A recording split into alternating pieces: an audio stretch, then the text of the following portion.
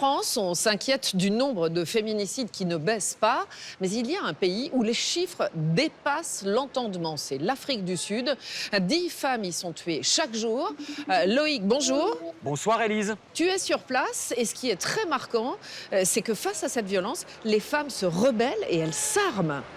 Et oui, c'est vrai Élise, ici les femmes contre-attaquent. Et face à la situation que tu viens de décrire, elles répondent effectivement de manière assez radicale. Elles apprennent à tirer.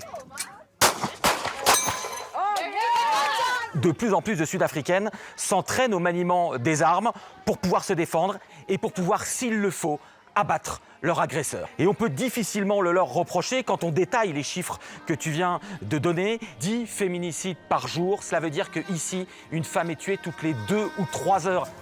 Et c'est sans compter les viols. En Afrique du Sud, une femme est violée toutes les 15 minutes. Oui, tu as bien entendu, ici, une femme est violée tous les quarts d'heure. Alors, on est allé à la rencontre de femmes extraordinaires qui n'acceptent plus ce massacre. Ici, on les appelle les Girls on Fire, littéralement les filles en feu. Franchement, elles nous ont bluffés par leur courage et leur résilience. Regarde.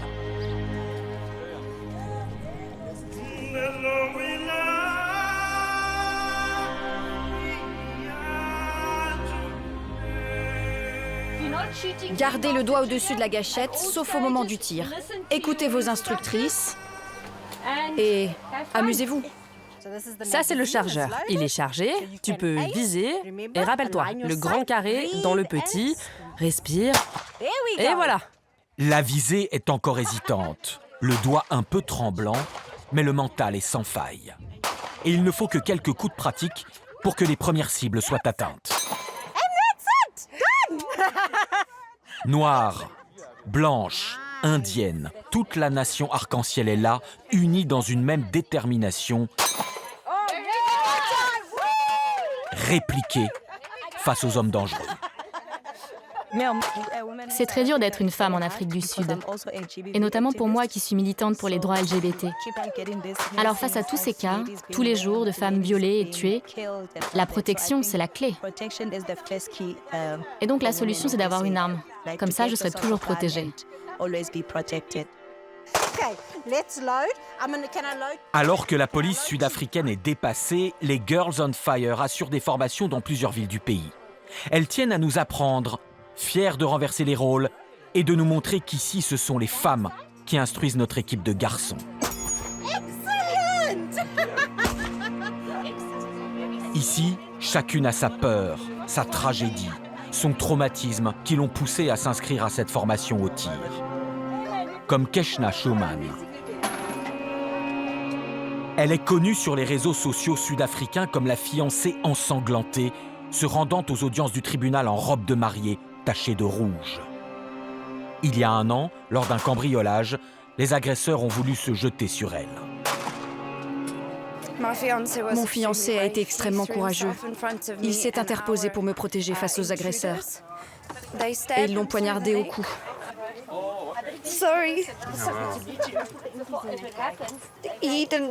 Il n'a pas survécu. Moi, oui. Et c'est pour ça que j'ai commencé cette formation. Et j'encourage toutes les femmes à le faire, parce que c'était un combat inégal. Leurs armes contre nos mains nues. Ce n'était pas juste. Vous savez, il n'y a pas qu'une personne qui est morte cette nuit-là, mais 2.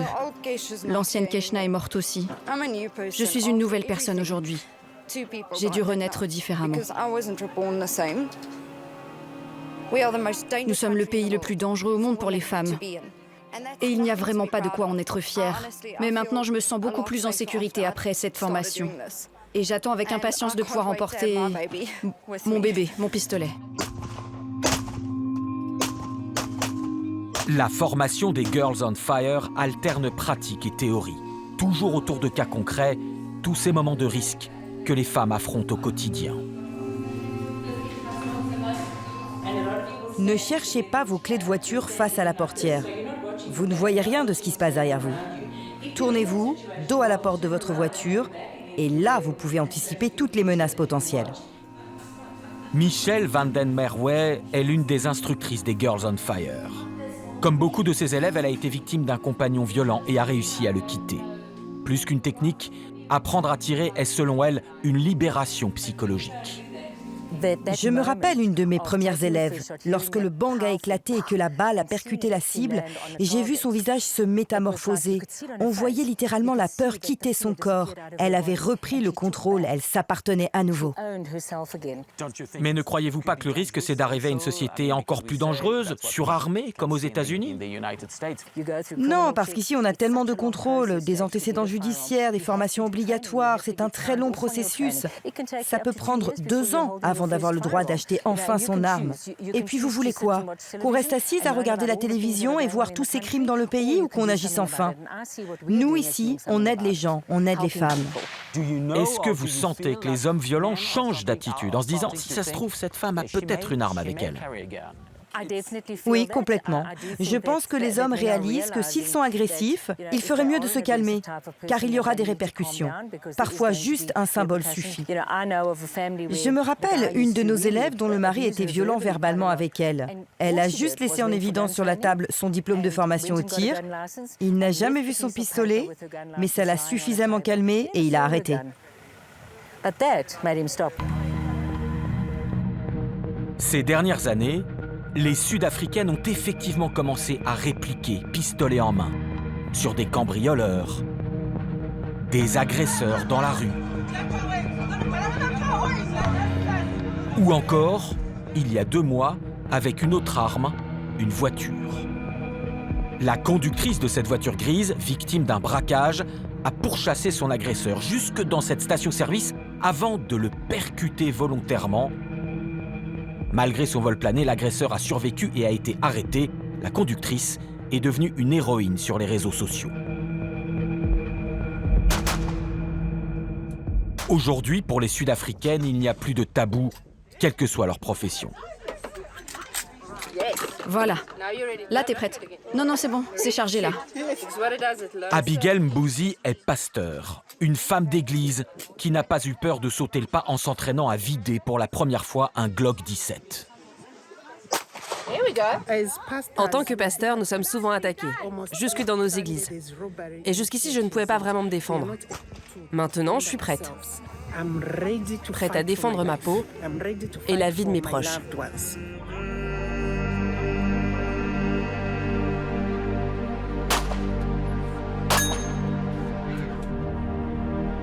Madame la pasteur nous a invités le lendemain à sa messe du dimanche. Le centre-ville de Johannesburg est dangereux. Il y a 3 mois, un autre pasteur a été abattu dans son église par des braqueurs. Désormais, il n'y a plus beaucoup de fidèles qui viennent à la messe.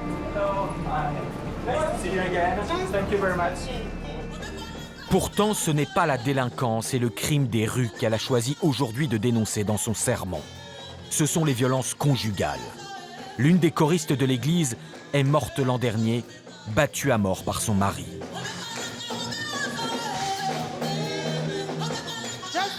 Juste ces 6 derniers mois, 1733 femmes sont mortes, assassinées par leur mari, par l'amour de leur vie.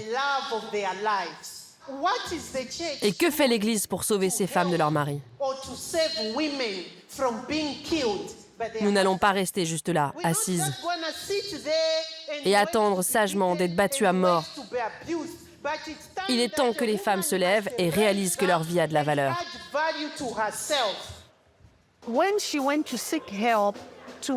Quand notre choriste est allé chercher de l'aide auprès de pasteurs hommes, ils l'ont tous encouragée à rester dans son mariage, en lui disant « ton époux va changer ». Vous savez, nous les chrétiens, on ne se protège pas physiquement. On prie. Est-ce que vous pensez qu'à l'avenir, vous apporterez ici dans votre église un pistolet? Bien sûr que oui. Parce que les criminels s'en fichent d'être dans une église ou ailleurs. Mais est-ce chrétien d'utiliser une arme, d'être prêt à prendre une vie? Si me défendre implique de tuer quelqu'un, alors qu'il en soit ainsi. Je suis prête, vous savez. Je suis prête.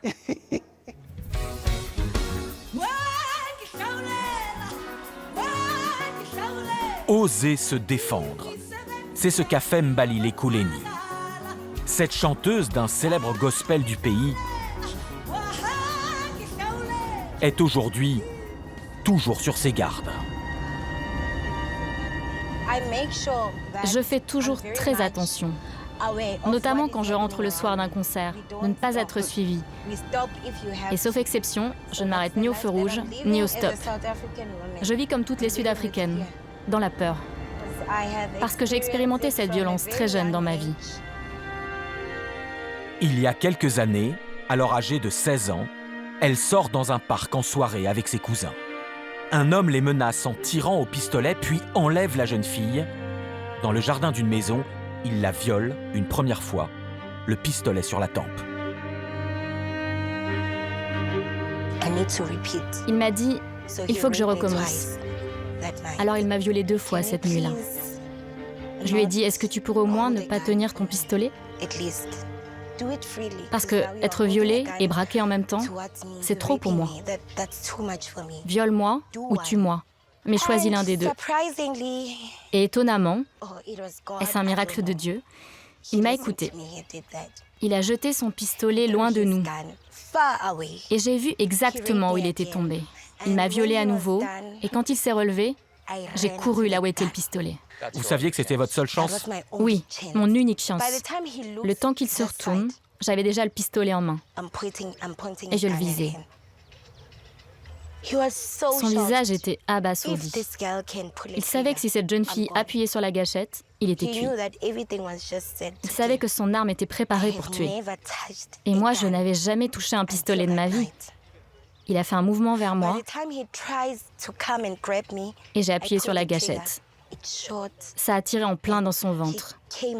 Il a titubé vers moi pour m'attraper, me frapper, et là j'ai tiré encore. Je ne sais même plus combien de fois. On est tous les deux tombés à la renverse et j'ai entendu son dernier souffle sur mon épaule. Il est mort et ensuite j'ai poussé son corps.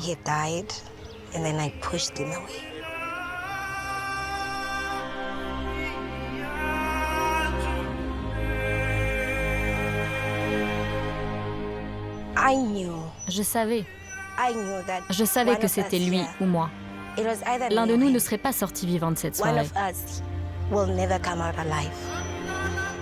Et ici, en Afrique du Sud, toutes les femmes n'ont pas cette chance que j'ai eue. Ici, ils vous violent et après ils vous tuent.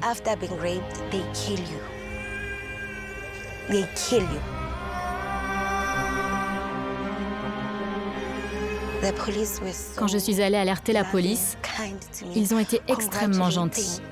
Ils m'ont félicité. Beaucoup n'y croyaient pas. Mais tu es sûre que c'est toi toute seule qui as tué ce violeur? Parce que vous savez, à l'époque, j'étais si petite, encore une enfant. Pas comme maintenant où je suis une femme mariée et bien ronde. J'étais si frêle. Quand ils sont venus constater, ils ont dit « bon débarras ». Ils m'ont dit l'affaire est close. Tu as agi en légitime défense.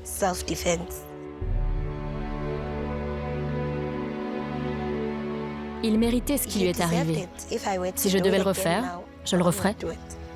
Je sais que j'ai sauvé beaucoup de filles qui auraient été violées par ce type horrible par la suite. Et je n'ai aucun remords.